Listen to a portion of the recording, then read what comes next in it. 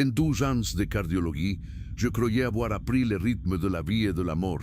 J'ai assisté à plus de 300 cas de côte bleue. J'ai ouvert des poitrines à main nue. J'ai rétabli le rythme cardiaque de cœurs immobiles. J'ai certifié des décès, pleuré avec leur famille et suis passé au cas suivant. Je pensais avoir vu tout ce que cette profession pouvait me réserver, mais ce cas m'a poussé à démissionner de la médecine, non pas à cause d'une erreur, non pas parce qu'un décès est survenu, mais parce que, pour la première fois de ma carrière, j'ai vu un cœur humain se comporter d'une manière inexplicable, une façon qui, je le sais, devrait être impossible. Je m'appelle Dr. Alan Shore. J'étais cardiologue principal au Fairview Regional Medical Center de Richmond, en Virginie.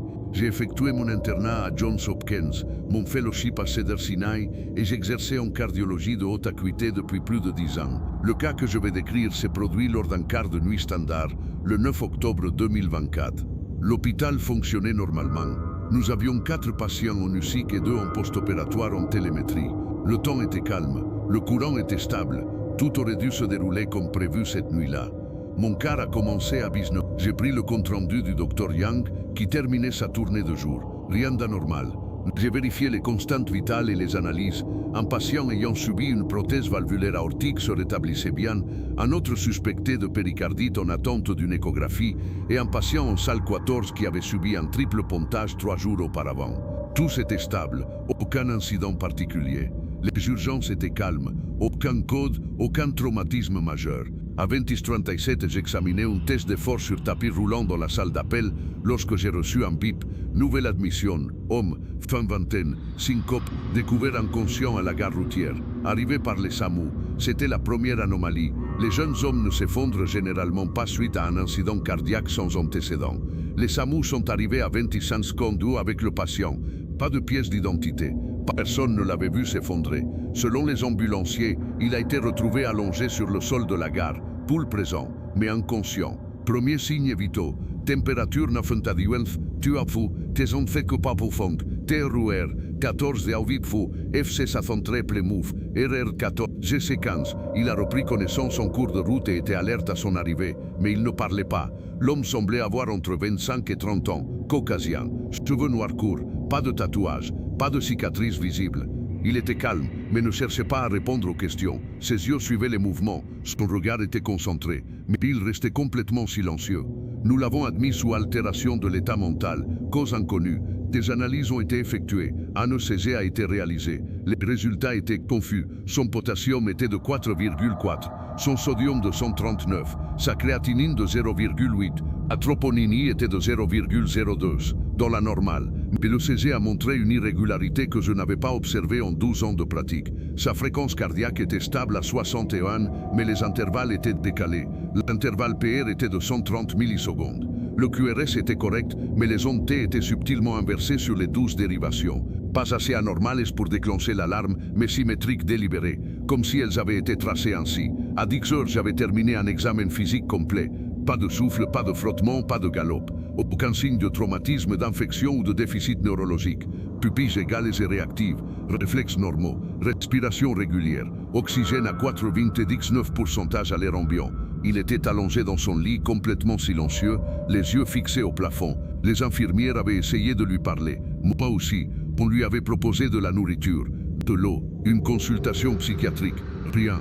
Il cligna des yeux, respira, le fixa, mais ne parla jamais. Il n'eut jamais l'air effrayé, jamais angoissé, juste présent. À 22h37, l'unité de télémétrie signala une anomalie. Rythme idioventriculaire court, durée 3,2 secondes. Cela attire à mon attention. Le rythme idioventriculaire est généralement le signe d'un cœur mourant, mais ses constantes étaient stables. Tassunti 24 sur Satan. Aucune plainte. Il resta silencieux, bien droit à observer. Je suis entré dans la pièce et j'ai dit: on a constaté une brève irrégularité dans votre rythme cardiaque. On va faire quelques examens supplémentaires. Il n'a pas répondu. Il a juste hoché la tête, lentement, alors que je me retournais pour partir. Je jure l'avoir entendu murmurer quelque chose, à peine audible. 132. Je me suis figé. Qu'avez-vous dit? Il m'a regardé droit dans les yeux. Calme, posé. Votre fréquence cardiaque au repos. Elle est élevée. Trop de caféine. Pas assez de sommeil. Il n'avait pas tort. Mon Garmin indiquait 131 environ 5 minutes plus tôt. Je ne l'avais pas mentionné. Je n'avais même pas parlé à voix haute. Je suis sorti de la pièce et j'ai immédiatement demandé une IRM corps entier, des hémocultures, un bilan toxicologique et un Holter 24. Les résultats ont commencé à arriver à minuit. Pas de médicaments, pas de toxines, pas de globules blancs élevés. L'IRM était normal. L'IRM montrait une activité corticale normale. Pas de tumeur, pas d'AVC, rien. Mais les données Holter, celles que nous avions, ont été le premier point où les choses ont atteint un niveau que je ne parviens toujours pas à expliquer. Entre 23,47 et 23,52, la fréquence cardiaque du patient est tombée à 1,96. En 34 secondes, rythme sinusal, pas de douleur, pas de détresse, aucun symptôme visible. À minuit précis, tous les systèmes de surveillance, ECG, oxymètre de pouls, ESO et poste de télémétrie de l'infirmière sont devenus noirs pendant 16 secondes. Tous les écrans, tous les relevés, aucun code d'erreur, pas de panne de courant à l'hôpital, juste une perte de données localisée, seulement dans sa chambre. Lorsque les moniteurs revendent, ces constantes indiquaient FC 60, T11 15 sur 71, TEM 98, 420 18, SAT 100%. Mais quelque chose avait changé. Son regard n'était plus neutre. Il observait le moniteur de télémétrie, les yeux rivés sur l'onde. Un sourire, ni large, ni dramatique, juste un tressaillement musculaire, traversa son visage. Puis, très clairement, il dit « Vous le reverrez à 3 heures de là. J'ai consulté ma montre. Il était 2H00. 1. Je n'ai pas dormi de la nuit. J'ai noté l'heure et documenté l'événement avec précision. Déclaration verbale d'un patient non identifié. Je cite, vous le reverrez à 3 heures de là. Horodatage, 002.01 heure. Je l'ai écrit dans ton clinique comme si cela me permettait de me distancer de ce que je venais d'entendre. À 002.30, je suis retourné dans sa chambre. Il calmait, toujours avec un léger sourire. Avez-vous un nom? Ai-je demandé. Il m'a regardé, mais n'a pas répondu. Vous souvenez-vous de ce qui s'est passé avant que les secours ne vous amènent? Il a légèrement incliné la tête et a dit « Je me souviens de tout ». Je lui ai demandé de préciser. Il n'en a pas voulu. Ses constantes sont restées inchangées. Rythme cardiaque, sinusal normal, 62 battements par minute. Température, 98,5. Tension artérielle, 116 sur 79. Fréquence respiratoire 12. Pupille réactive. Pas de nystagmus, pas de désorientation. À 0,12.12, l'infirmière Lara a remarqué quelque chose d'étrange. Elle assistait aux constantes et a jeté un coup d'œil à l'écran de télémétrie. Sa fréquence cardiaque, ce que nous appelons le complexe QRS, était parfaitement symétrique, pas seulement normale, parfaite et espacement identique, tension identique. Chaque pic QRS avait la même amplitude, la même durée et la même morphologie. Elle m'a appelé. J'ai regardé la bande pendant plus de 2 minutes. Elle semblait générée par ordinateur. J'ai lu des centaines de milliers de CG. Je n'ai jamais vu un cœur vivant produire ce genre de tracé. Ce n'était pas physiologique, c'était artificiel. À 0 compteur ouais, nous avons effectué un autre CG, 12 dérivations.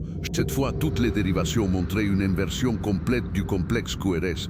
Pas aléatoire, toutes uniformément négatives, aucun signe d'ischémie, pas de sous-décalage, ni de sous-décalage du segment ST, juste un complexe parfaitement inversé sur les 12 dérivations. J'ai demandé un nouvel OCG, supposant un mauvais positionnement des dérivations. Le technicien a confirmé que les dérivations étaient correctement positionnées. Nous avons répété l'OCG 2 fois de plus, même résultat.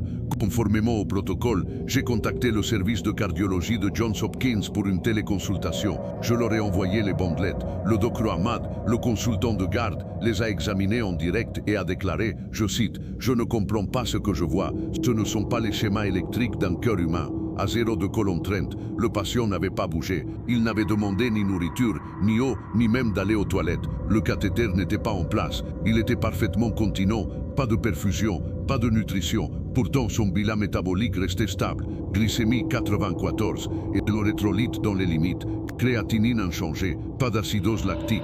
À 0,3 colonne 15, je suis retourné dans sa chambre.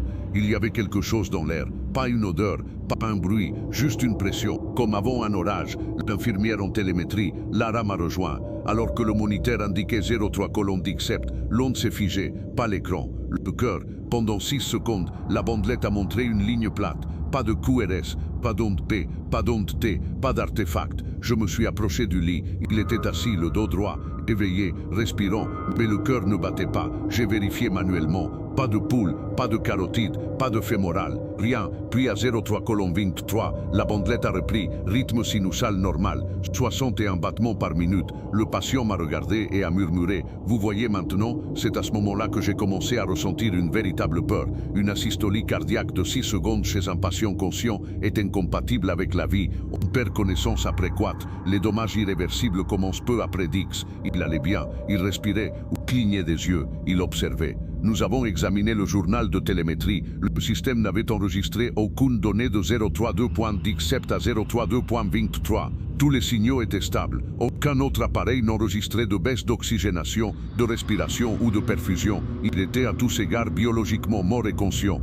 J'ai vérifié le système de l'hôpital. Toutes les images des caméras de sécurité de sa chambre pendant cette période étaient corrompues. Tous les fichiers. Aucune donnée. Un intervalle de 6 minutes. Le service informatique de l'hôpital n'a rien pu expliquer. Les caméras n'ont jamais lâché, ni avant ni après. J'ai déposé une demande de consultation psychiatrique. Elle a été refusée. Aucun psychologue de garde n'était présent. J'ai demandé un PET scan du corps entier, prévu pour 0. Je voulais savoir qui était cet homme. J'ai demandé à Lara de rester avec lui pendant que j'essayais de me reposer. À 4h37, elle m'a réveillé, pâle, tremblante. Il a reparlé, a-t-elle dit. Qu'a-t-il dit? Elle m'a tendu le bloc-notes de chevet. Une ligne écrite en lettres capitales, le 9 septembre 2016. Ne répétez pas cette erreur. Cette date m'a frappé comme un coup de massue. C'était le jour où mon patient, Martin Ellis, 36 ans, est décédé lors de la pause d'instant. Une intervention de routine. Il a noté sur la table perforation inexpliquée de l'artère descendante antérieure gauche. J'avais pratiqué l'intervention.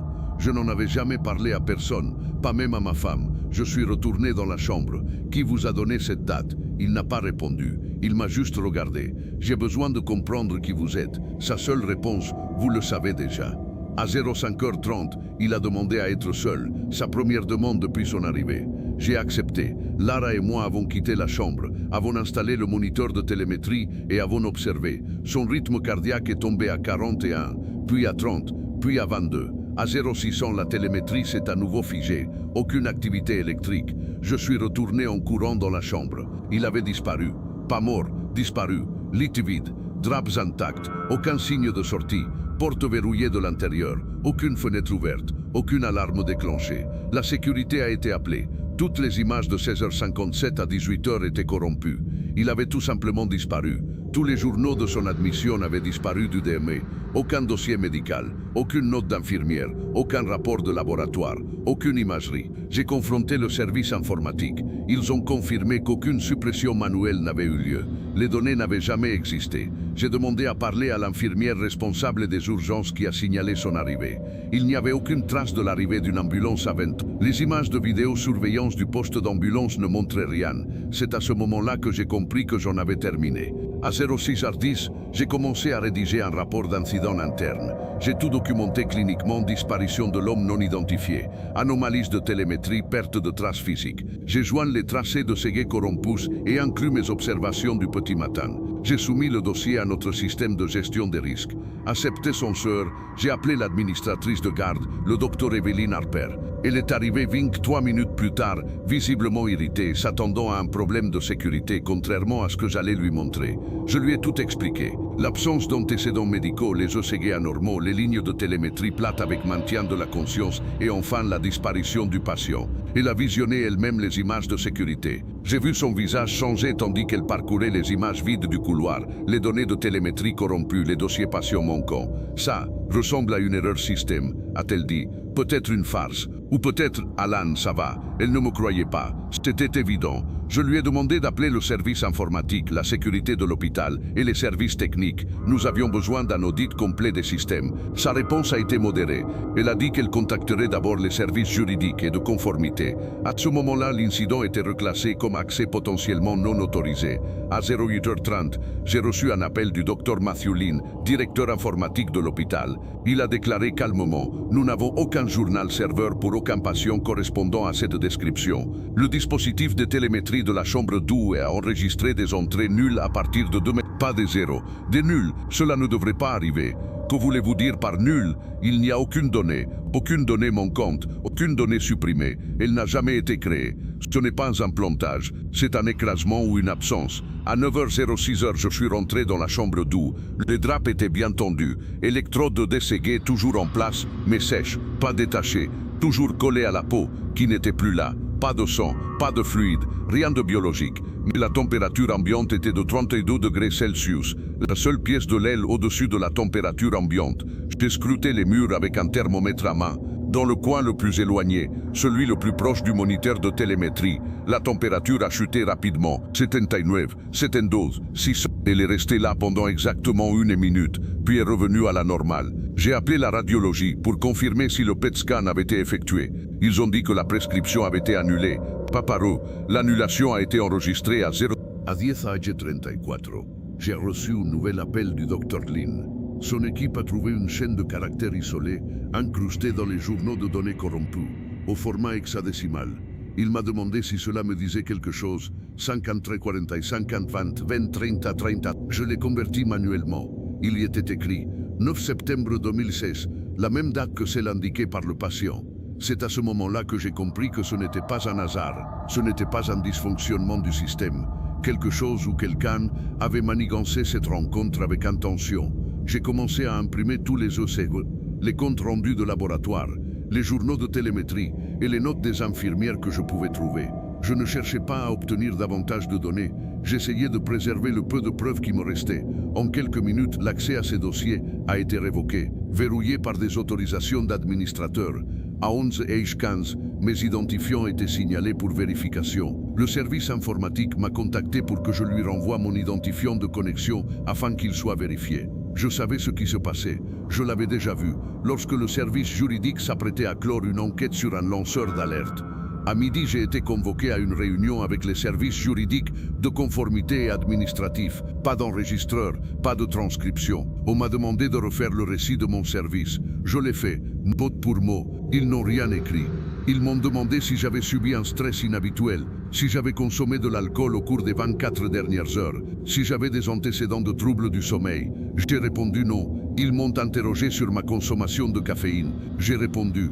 Ils m'ont demandé si j'avais perdu des membres de ma famille récemment, si j'avais souffert d'anxiété.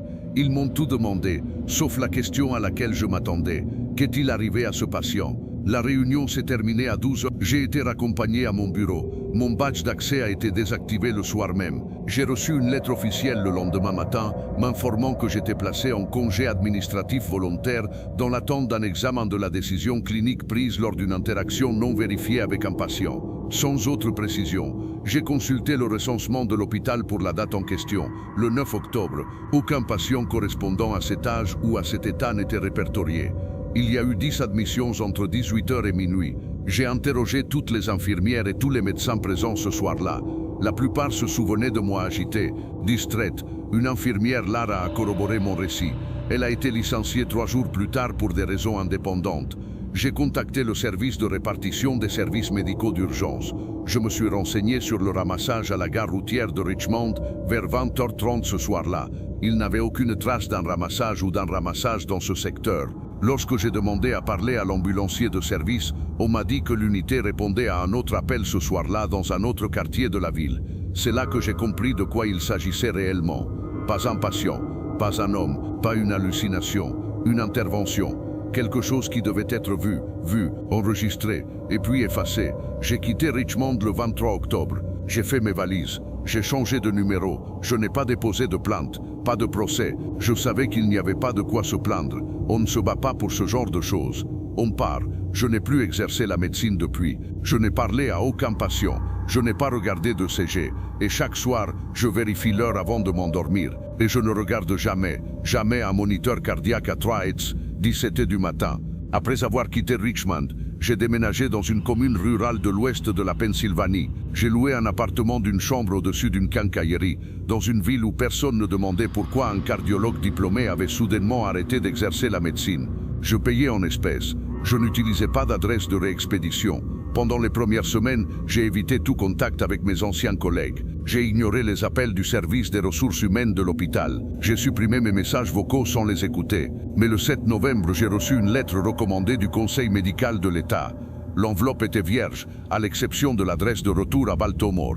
À l'intérieur, il y avait une seule page. Cher Dr. Shore, suite à l'examen du rapport d'incident numéro 107-9-143, tous les dossiers relatifs au 9 octobre 2000, salle 12, Centre médical régional Fairview, ont été scellés conformément à l'article 3C de la loi sur les dossiers institutionnels d'urgence. Votre coopération et votre abstention de tout commentaire public sont attendus. Votre autorisation d'exercer reste valide. Pas de signature, pas de numéro de téléphone. J'ai consulté la loi. Il n'existe pas de loi sur les dossiers institutionnels d'urgence. Il n'y a pas d'article 3C. J'ai essayé de retrouver l'entête. Il n'y avait pas de code officiel. Le même soir, à 12h47, j'ai reçu un message vocal d'un numéro inconnu. Pas d'identification de l'appelant. Le message contenait exactement 4 secondes d'audio. Un bip du moniteur cardiaque. Ligne plate, puis un murmure. Tu as regardé trop longtemps. J'ai commencé à tout enregistrer. Manuscrit, sans électronique. J'ai tenu un journal papier, mis à jour à chaque nouvelle anomalie. J'ai noté chaque bruit étrange que j'entendais dans la nuit. Chaque instant de grésillement à la radio. Chaque appel interrompu. C'est devenu une routine. Puis le 13 novembre, j'ai commencé à recevoir des tracés d'excès par la poste. Pas d'adresse de retour, pas de timbre postal, juste une simple enveloppe blanche glissée sous ma porte pendant la nuit. À l'intérieur, une bande de papier thermique s'est pliée. Un tracé complet de 10 secondes. Chaque tracé était identique, 61 BPM, ondes P net, intervalles normaux, mais avec un détail impossible. Le complexe QRS était en miroir, parfaitement inversé. Pas seulement inversé, mais inversé de gauche à droite. Les imprimantes SCC ne peuvent pas produire ce genre d'inversion. J'ai vérifié. J'ai appelé un collègue d'une société d'ingénierie biomédicale sous un pseudonyme. J'ai demandé si un équipement de cardiologie connu pouvait imprimer des données SCC au miroir. La réponse était non, même s'il était falsifié. À la 5e enveloppe, j'ai remarqué une tendance. Chaque tracé portait un horodatage écrit au crayon à papier au dos, 03 2.17, chacun d'eux. Le 2 décembre, j'ai reçu quelque chose de différent. Pas un tracé de CC, un bracelet d'hôpital, en plastique blond, pas de nom, pas de date de naissance, juste un code barre, le genre que nous utilisons pour scanner les patients en télémétrie. Mais lorsque je l'ai scanné à une borne de pharmacie qui lisait les codes barres standards, il m'a répondu « Alan Shore, chambre 12, 10-09-2024 ». Le vendeur m'a demandé si j'avais besoin d'aide. Je suis parti immédiatement. J'ai changé d'appartement ce soir-là. Dans les semaines qui ont suivi, j'ai commencé à perdre du temps. Pas du sommeil, du temps. Les minutes disparaissaient. Je vérifiais l'horloge murale à 2h59. Puis je regardais à nouveau ce qui me semblait être des secondes plus tard et je constatais qu'il était 4h11. J'ai commencé à chronométrer manuellement avec un minuteur de cuisine. Parfois il ne sonnait pas. Je l'ai remplacé par un modèle analogique à remontoir. Pourtant le temps perdu continuait. Le 8 décembre, j'ai subi un blackout total. Je me suis réveillé par terre, assise droite, calme. Mes mains étaient propres. Mon journal était ouvert devant moi. Une nouvelle entrée avait été ajoutée de ma main. Prochain signal, 4 mars. De chambre en chambre. 3-17, je ne me souviens pas l'avoir écrite. À partir de ce jour, j'ai commencé à rester éveillé toute la nuit. Je ne pouvais plus me permettre de perdre du temps. Je mettais des alarmes toutes les heures. Je consommais des stimulants. Tout pour rester alerte. Les symptômes ont commencé à changer. Hallucinations auditives, chuchotements, tapotements, bruit de moniteur cardiaque qui s'allumait là où il n'y en avait pas. Mon pouls au repos a chuté, de 62 à 58, puis 49, puis 43. J'ai documenté l'événement avec un brassard manuel et un stéthoscope. On ne faisait plus confiance aux appareils électroniques. Le 9 janvier, mon rythme cardiaque s'était stabilisé à 37, bradycarde, comme si mon propre rythme cardiaque s'alignait sur quelque chose d'autre, quelque chose d'extérieur. Puis j'ai remarqué les rêves. À 3h17 du matin exactement, je me réveillais, non pas du sommeil, mais de l'inconscience. Je me retrouvais assis bien droit, alerte. Aucun souvenir de m'être endormi. Sur mes genoux, un ECG plié. Toujours la même onde, toujours la même heure. Un matin, je me suis réveillé avec du sang séché sous les ongles. Pas de blessure, juste des résidus. Un autre matin, avec des brûlures salines sur l'intérieur de mes avant-bras. Le genre de celle qui résulte d'insertions répétées de cathéters intraveineux. Mais je n'avais rien inséré. Je ne garde pas de matériel médical ici. Plus maintenant. J'ai appelé l'hôpital régional de Fairview une fois pour demander anonymement si la chambre 12 était toujours disponible. La ligne est restée silencieuse pendant 20 secondes. Puis quelqu'un a dit d'une voix monocorde et saccadée « Cette chambre n'existe pas ». Puis ils ont raccroché. L'hôpital compte 12 chambres par elle. Je connais ce bâtiment. J'ai participé à la conception d'une partie de l'aile cardiaque en 2022. La chambre 12 doit exister, mais ils l'ont supprimée. Du plan, du registre des plans, mais pas de moi. Je la vois en fermant les yeux. Des murs d'un blanc éclatant. Un lit. Le moniteur de télémétrie bourdonne faiblement. Le patient n'est pas allongé dans le lit, mais debout à côté, face à moi, en attente, toujours en attente. Le 12 janvier, j'ai pris ma tension toutes les 15 minutes pendant 6 heures. Les valeurs variaient entre 4,28 sur 52 et 4,24 sur 57. Il s'agit d'une hypotension sévère, suffisante pour provoquer une syncope chez une personne normale. Je suis resté conscient tout le temps. Je n'ai enregistré ni vertige, ni nausée, ni troubles visuels. Mes pupilles sont restées égales et réactives. Remplissage capillaire, moins de 2 secondes. Poule 36, régulier. Je me suis rendu aux urgences, sous un faux nom, et j'ai demandé un bilan métabolique complet. L'assistant médical a pris mes constantes et m'a dit « Vous devriez être au lit, pas marcher ». Les analyses sont revenues 2 heures plus tard. Créatinine 0,6, sodium 1,38, potassium 4,1. Glycémie 4,11, tout était parfait. L'assistant médical m'a demandé comment je me sentais. J'ai menti. Elle a dit que j'allais bien.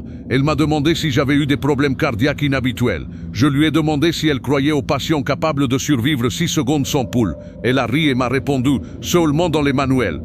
Je ne lui ai pas dit que mon dernier pouls enregistré, fait manuellement à domicile, était de 29 BPM. J'ai quitté la clinique. Je suis retourné à mon appartement, j'ai brûlé les résultats. Le 1er février, le courrier a cessé. Pas de retard, pas de réacheminement. Il a cessé. Plus de factures, pas de prospectus, pas d'avis de facture. J'ai contacté la poste. Ils ont prétendu que l'adresse n'existait pas. J'ai consulté des plans en ligne. Mon immeuble n'était plus étiqueté. Mon logement, le débit, avait été remplacé par un espace vide. Je suis sorti pour confirmer. La boîte aux lettres avait disparu. Le soir même, l'horloge de mon salon s'est arrêtée. À 3h10, 7h du matin, exactement. Pas de blocage, pas de pile déchargée. Les aiguilles avaient disparu. Seul le cadre restait. Plus de mécanisme, plus de cadran, plus rien.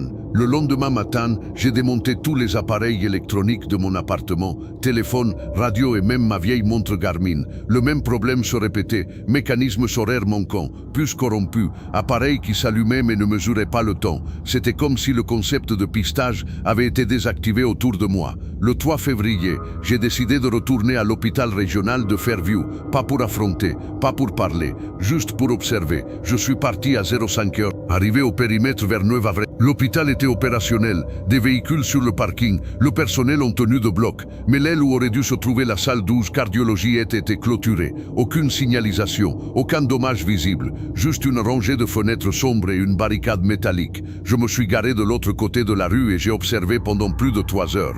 Personne n'est entré, personne n'est sorti. Puis à 12h38, un homme en tenue médicale a fait le tour du bâtiment et s'est arrêté près de la barricade. Il est resté là exactement 1 minute. Il n'a pas bougé, il n'a pas fumé, il n'a pas parlé. Puis il s'est retourné et est parti. C'est là que j'ai remarqué quelque chose d'impossible. C'était le même homme, celui de la salle 12, identique. Même cheveux noirs courts, même expression, même carrure. Il portait un badge d'hôpital mais je ne voyais pas son nom. J'ai essayé de le photographier mais mon téléphone s'est éteint. Batterie pleine, aucun avertissement. Le temps que je le redémarre, il avait disparu.